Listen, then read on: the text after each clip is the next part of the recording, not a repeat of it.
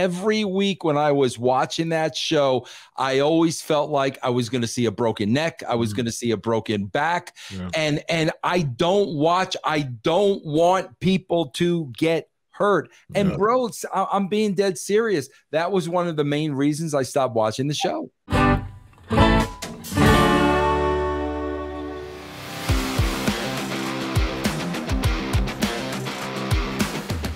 What's going on, everybody? Dr. Chris Featherstone here for yet another episode of the Wrestling Outlaws. The Wrestling Outlaws, ladies and gentlemen. Yes. Whoa. What was that all about? Yeah. This guy right here, the center square, is EC3, current NWA World Heavyweight Champion. Former... a bunch of new contenders today, didn't I? Very nice. Very nice. Former, clearly he feels better, which makes me happy, which makes me very happy. I'm not apologizing for last week, and thank you for taking the load. I was near fatality, as they would say, in Mortal Kombat. So, but I think it was, kind of entertaining watching me give a thumbs up every now and then. It was passed out. Yeah. So I tried. Yes, you did. You did, man. I'm glad that you feel better. You look better, and it's just it makes me better. It makes me better that you feel better. First, I got a special guest on the line. Special guest on the line. Vince Russo's joining us, along with a fourth member. Who's the fourth guy? Hold on, guys. Go ahead, man. So what you got to say? My life has been changed forever because of this whole media scrub. Okay, there you go, boys. Forever his life. EC3, forever his life has been changed because of a scrum, bro. You ever seen The Sandlot? Yes. Forever. Corn still top 10 babes. Yes, indeed. Oh, yeah, absolutely. I agree with that 100%. All right, ladies and gentlemen, let's dive into our first subject, which is Jon Moxley suffered concussion during a match with Rey Fenix on Dynamite Grand Slam. Rey Fenix benefited from it, fortunately, but unfortunately. The plans had to change, and now you have a new AEW International Champion. That wasn't supposed to happen. Jon Moxley also opened up and saying that he has arthritis, which isn't a very good thing to have, especially as a wrestler. It doesn't show. What's that, East? I would imagine we have varieties of arthritis everywhere, but I didn't know if he said something specific. Yeah. Arthritis. He reveals a doctor told him that he has the arthritis of a man in his 70s. Wow. Holy crap. Yeah. I mean, Chris, you're a doctor. I mean, as a doctor, you can't exaggerate, can you? It would be very unethical if you. Wow, because that blows me away, man. That's wow. Yeah. So 72-year-old man is. I really not wish, but I would love for people to experience, like myself or Moxley or anybody who's done this for a long time, like waking up and how we feel. And I wonder how it differs from a regular civilian life, because we're in this pain constantly, and at some points do we even know what pain we're in anymore? Like my shoulder is killing me. The only thing that's gonna make this feel better is when something else gets hurt and I forget about it. But I just wonder, like, waking up, would a normal person be like, oh my God, how do I live? Yeah. With all the bumps that Moxley takes, though, which, a lot of people say it could be a little excessive. He really carved himself with the CZW hardcore style, just kind of no nonsense. I'm going to bleed every week. Let's take the most bumpiest bumps. Like, when does that get toned down, especially with someone in his career that's been around for a while and taking those type of bumps? It should tone down and be saved for special occasions when you get over. And even before you get over, when you make those bumps actually mean something, that's when it should be toned down. Yeah. And like the reality of like how much you can get out of some of this stuff by telling the proper story, as opposed to just doing the stuff and having 70-year-old arthritis and when you're 35. Let me ask you this, EC3, because this is what I think. This is what I think Chris is asking. Let me ask you this. And again, bro, you're not Jon Moxley, and every wrestler is going to be different. Bro, I know you've had some neck issues. Yeah. Okay, bro. Say God forbid, something goes wrong in a match, and those neck injuries start kicking in again, and you start having problems. Now, bro, as a wrestler, can you tell yourself, I need to stop doing this, I need to pull back a little bit, I need to find other ways to work? Or do you need a doctor telling you, bro, you can't do this again, you're a centimeter away from not being able to walk? Yeah. I mean, can you monitor yourself and pull away, or do you need somebody to say stop? Sometimes when you have somebody that's telling you to stop, you're also going against that grain. You're like, you don't know what I am. There's that mentality, that sickness. I think a guy like Moxley, who's made a career, great living, great life, great wife, great kid, like, hopefully he's at a point where he can tell himself that. But I know how he's wired, and similar to me, and then there's no way that, I mean, you saw me last week, and that's just chronic fatigue from all the things I'm doing, including wrestling and including like training for it, where sometimes your body's going to tell you to stop, and that's the only thing that's going to, Yeah.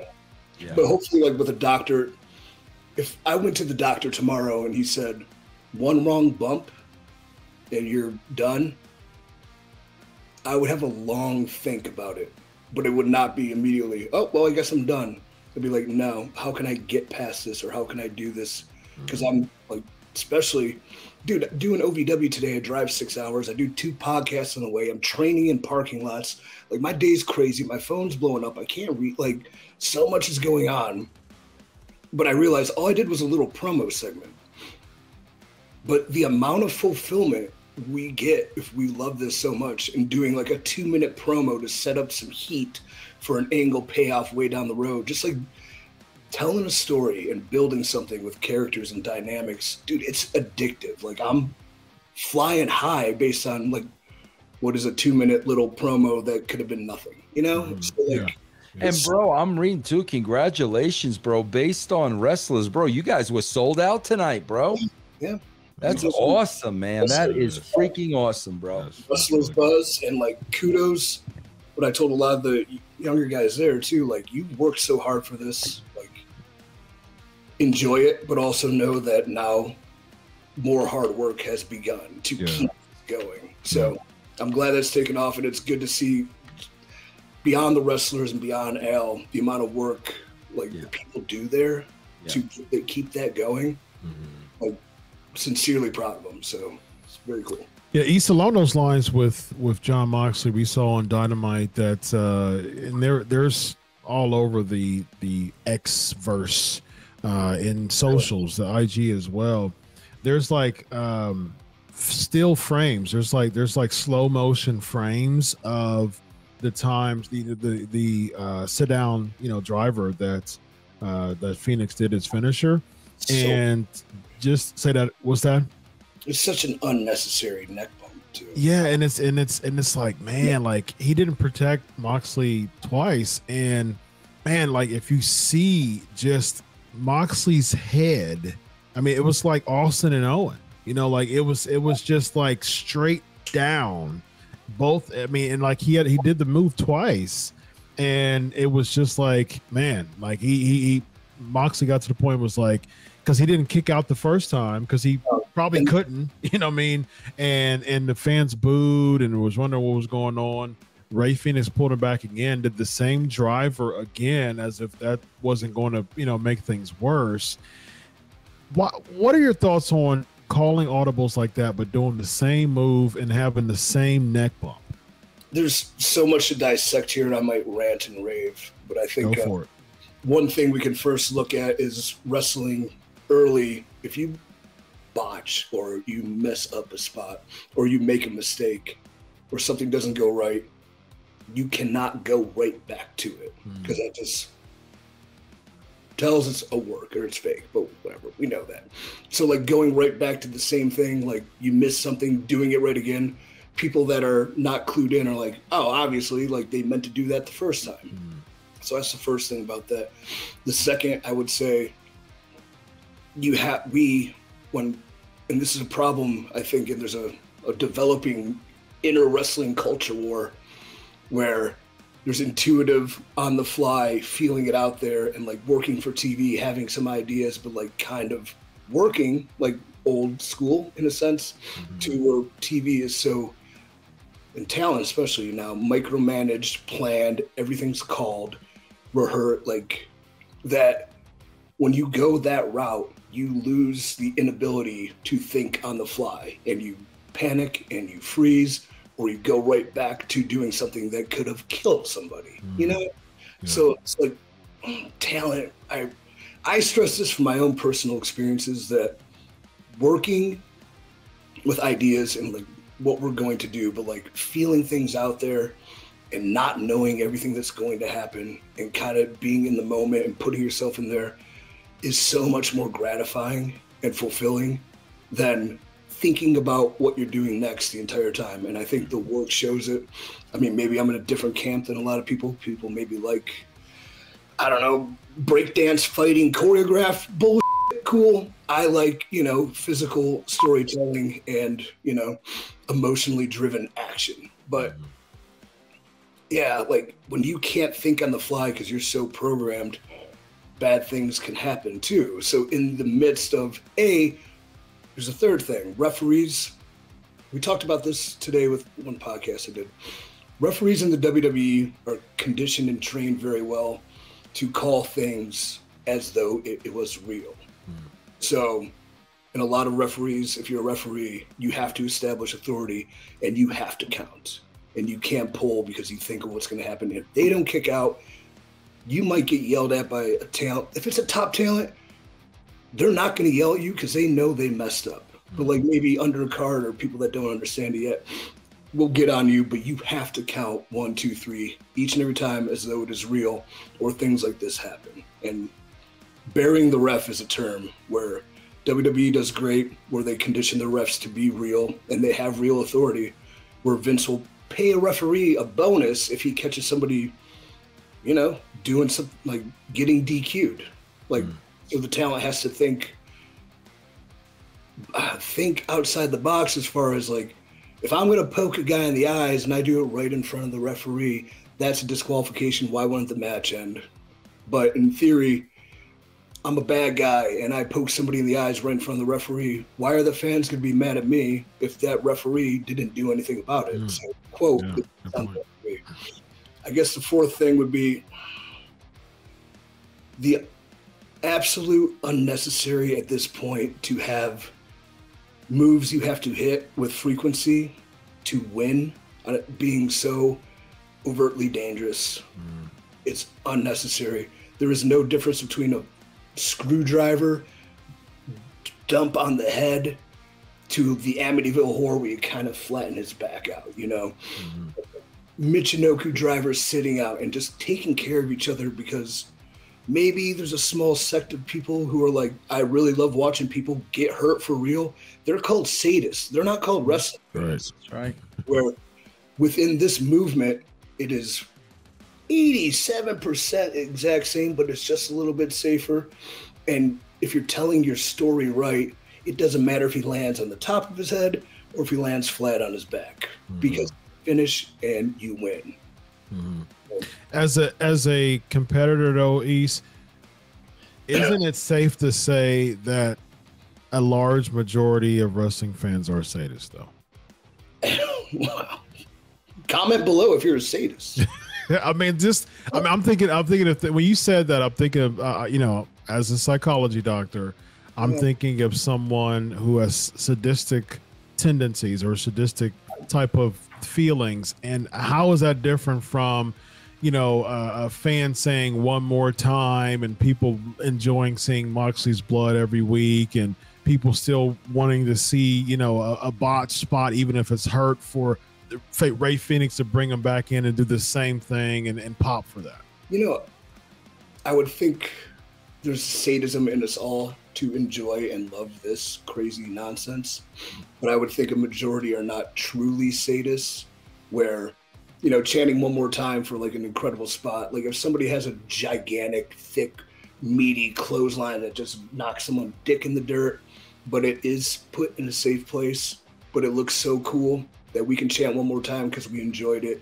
And the person selling it is selling it as though, you know, it really hurt. So it's fun to watch people we want to dislike be in pain.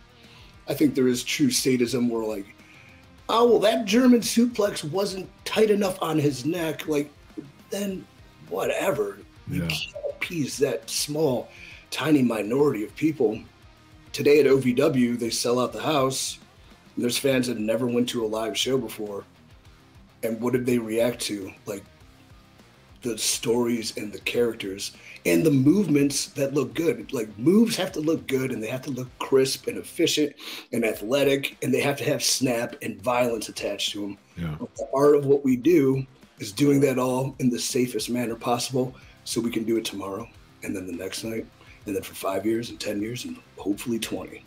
Yeah, OVW still creates a traditional culture for, you know, the good guy and the bad guy, and then, you know, whatever. There's different. It's not kind of monolithic, so to speak, when it comes to baby faces and heels. There's different shades of baby faces and heels, but it's still the good guy versus the bad guy.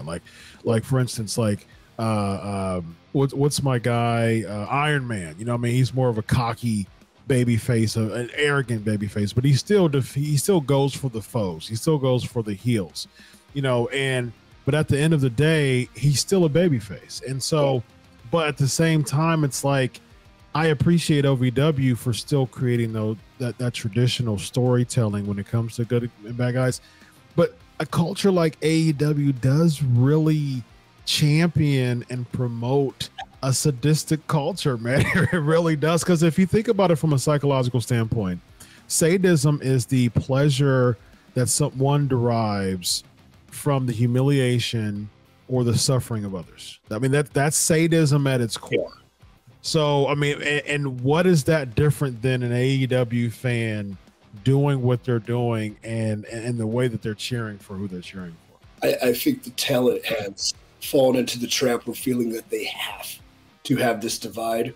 Because I guarantee if you have a $10,000 AEW crowd and you give them the right character as a babyface and the right character as a snarky, crappy heel, and they do a simple match that has a scoop slam and a drop kick, they're going to be into it because they, at the end of the day, love wrestling. So I think we're putting ourselves in that corner almost, trying to up that ante. Maybe a crowd like AEW needs more depth and like intricacies with the character development, so it doesn't need to be paint by numbers like baby white hat, black hat. But I still think that tradition can work. It just has to evolve, you know, into a different way. If it evolves into that different way, like still relying on what has worked forever and will work forever, will appease them just as much as it would appease mom and pop and the two kids. Yeah, you Vince, you're about to say something about the sadism topic. Yeah, no, bro. I'll be honest with you, man. You know, I watched AEW every week. You know, when it just started because I wanted to see what this was all about. And you know, Chris, the God honest truth is, I stopped watching it because, as a wrestling fan, bro, I don't watch wrestling to see people get hurt. That's not why I'm tuning in. And every week when I was watching that show, I always felt like I was going to see a broken neck. I was going to see a broken back. And I don't want people to get hurt. And bro, I'm being dead serious. That was one of the main reasons I stopped watching the show. Yeah, it's a culture that's been created. You know, to your point, EC3, if you know, it is a such thing to rewrite, you know, the culture, and you know, as far as the expectations of who you're, the audience, and you know, when you go back to tradition again, even if you have different shades of, you know, the guy versus the bad guy, it's not the same. It's different shades, and so you can recreate that and recreate the audience. Let me. I had this kind of because I was thinking about it on the drive after having a similar conversation, but maybe this makes sense or maybe I'm rambling. But like wrestling fans, like an AEW crowd, is up to speed watching Avengers Infinity War. Mm-hmm. They know the characters they've been watching. But I swear, if they're sitting there on a Tuesday at 5 o'clock and the original Iron Man's on, the ABC storytelling that set the tone, they're tuning in and they're seeing things about it that they didn't really see, and they're appreciating it, and they almost enjoy the fact that it's easier to digest and it's simpler, so they can, I don't know, feel it more. Yeah, absolutely. I you don't need people flying in from space and 80,000 people charging into a field in some bloodless climactic battle, or everyone gets their zingers in. Like, just learning who Tony Stark is was really cool. Yeah, very true.